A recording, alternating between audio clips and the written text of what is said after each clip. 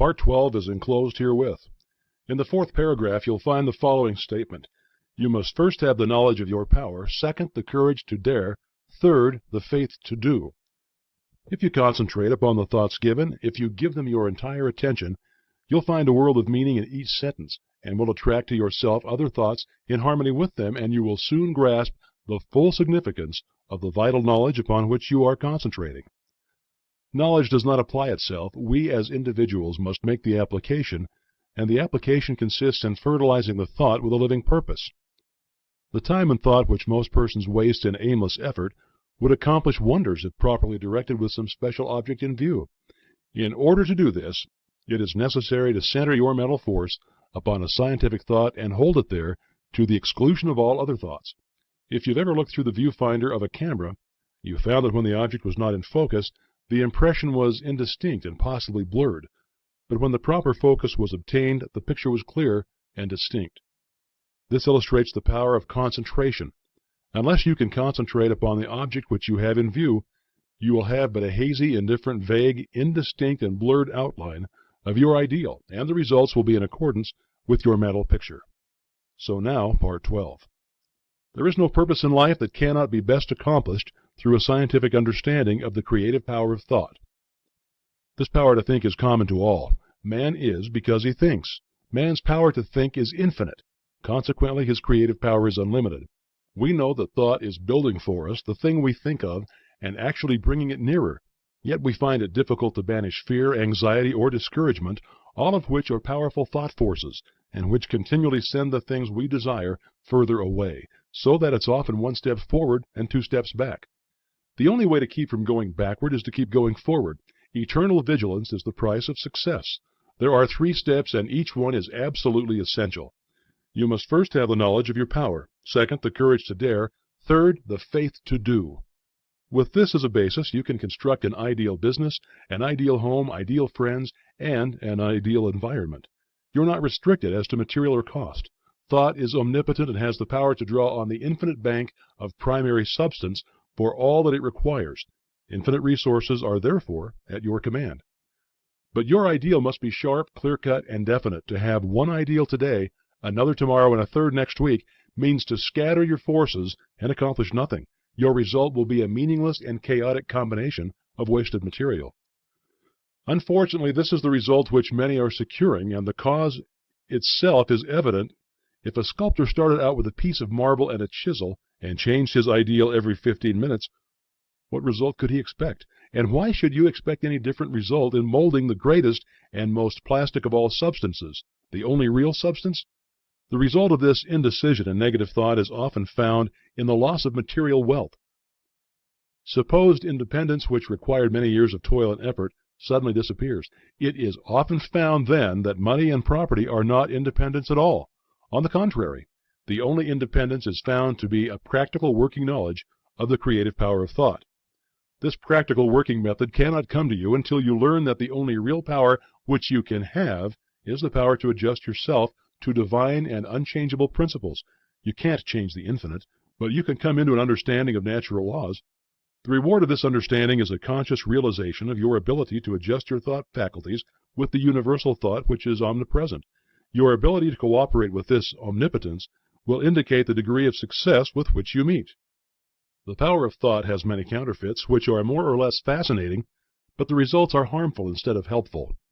Of course, worry, fear, and all negative thoughts produce a crop after their kind. Those who harbor thoughts of this kind must inevitably reap what they have sown. Again, there are the phenomena seekers who gormandize on the so-called proofs and demonstration obtained at materializing seances. They throw open their mental doors and soak themselves in the most poisonous currents which can be found in the psychic world. They don't seem to understand that it is the ability to become negative, receptive, and passive, and thus drain themselves of all their vital force, which enables them to bring about these vibratory thought forms. There are also the Hindu worshippers who see in the materializing phenomena which are performed by the so-called adepts a source of power, forgetting or never seeming to realize that as soon as the will is withdrawn, the forms wither, and the vibratory forces of which they are composed vanish. Telepathy or thought transference has received considerable attention, but as it requires a negative mental state on the part of the receiver, the practice can be harmful. A thought may be sent with the intention of hearing or seeing, but it will bring the penalty attached to the inversion of the principle involved. In many instances, hypnotism is positively dangerous to the subject as well as the operator. No one familiar with the laws governing in the mental world would think of attempting to dominate the will of another, for by so doing he will gradually, but surely, divest himself of his own power. All of these perversions have their temporary satisfaction, and for some a keen fascination, but there is an infinitely greater fascination in a true understanding of the world of power within. A power which increases with use is permanent instead of fleeing, which not only is potent as a remedial agency to bring about the remedy for past error or results of wrong thinking, but it's a prophylactic agency protecting us from all manner and form of danger, and finally is an actual creative force with which we can build new conditions and new environments. The law is that thought will correlate with its object and bring forth in the material world the correspondence of the thing thought or produced in the mental world. We then discern the absolute necessity of seeing that every thought has the inherent germ of truth, in order that the law of growth will bring into manifestation good, for good alone can confer any permanent power. The principle which gives the thought the dynamic power to correlate with its object and therefore to master every adverse human experience is the law of attraction, which is another name for love. This is an eternal and fundamental principle, inherent in all things, in every system of philosophy, in every religion, and in every science. There is no getting away from the law of love. It is feeling that imparts vitality to thought. Feeling is desire, and desire is love. Thought impregnated with love becomes invincible. We find this truth emphasized wherever the power of thought is understood. The universal mind is not only intelligence, but it is substance, and this substance is the attractive force which brings electrons together by the law of attraction, so that they form atoms. The atoms, in turn, are brought together by the same law and form molecules. Molecules take objective forms, and so we find that the law of love is the creative force behind every manifestation, not only of atoms but of worlds, of the universe, of everything which the imagination can form any conception. It's the operation of this marvelous law of attraction which has caused men in all ages and all times to believe that there must be some personal being who responded to their petitions and their desires, and manipulated events in order to comply with their requirements. It is the combination of thought and love which forms the irresistible force called the law of attraction. All natural laws are irresistible. The law of gravitation or electricity or any other law operates with mathematical exactitude. There is no variation. It is only the channel of distribution which may be imperfect. If a bridge falls, we do not attribute the collapse to any variation of the law of gravitation. If a light fails us, we do not conclude that the laws governing electricity cannot be depended upon. And if the law of attraction seems to be imperfectly demonstrated by an inexperienced or uninformed person, we're not to conclude that the greatest and most infallible law upon which the entire system of creation depends has been suspended. We should rather conclude that a little more understanding of the law is required, for the same reason that a correct solution of a difficult problem in mathematics is not always readily and easily obtained. Things are created in the mental or spiritual world before they appear in the outward act or event by the simple process of governing our thought forces today. We help create the events which will come into our lives in the future, perhaps even tomorrow. Educated desire is the most potent means of bringing into action the law of attraction. Man is so constituted that he must first create the tools or implements by which he gains the power to think.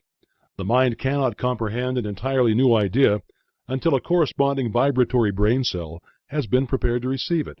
This explains why it is so difficult for us to receive or appreciate an entirely new idea. We have no brain cell capable of receiving it. We are therefore incredulous. We do not believe it.